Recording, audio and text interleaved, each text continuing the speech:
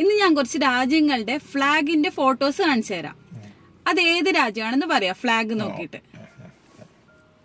China, Argentina, Ukraine യുദ്ധമല്ലേ അതുകൊണ്ട് അറിഞ്ഞത്. അത് ഏതാണെന്നറിയില്ല എനിക്ക്, അതറിഞ്ഞൂടാ. ഇന്തോനേഷ്യ, പാകിസ്ഥാൻ,